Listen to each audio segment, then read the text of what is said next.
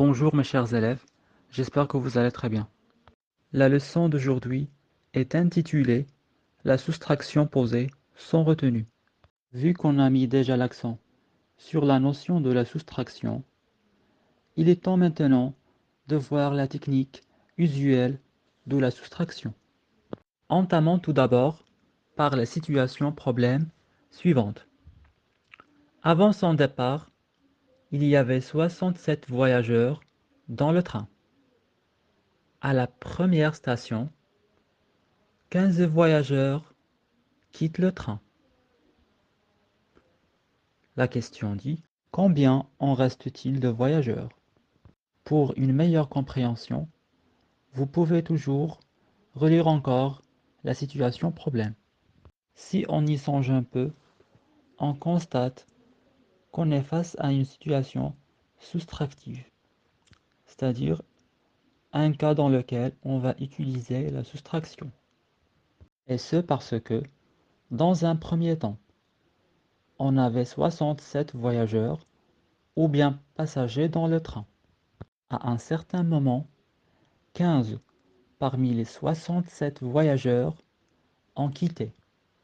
Du coup, ils ne sont plus dans le train.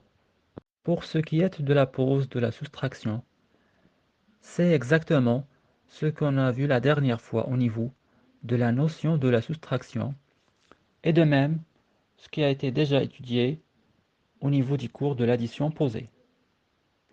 C'est-à-dire, je pose toujours les unités sous les unités et les dizaines sous les dizaines.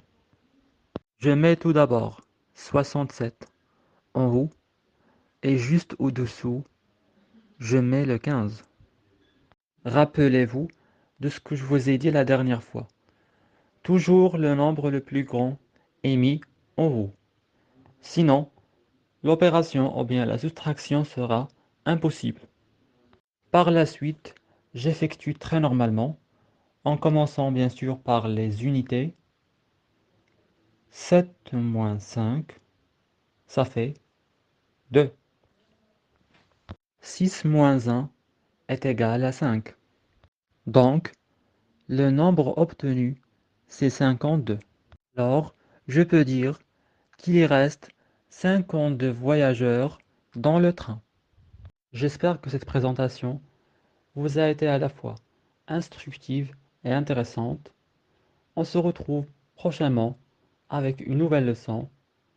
Et d'ici là, je vous dis, prenez soin de vous et à très bientôt.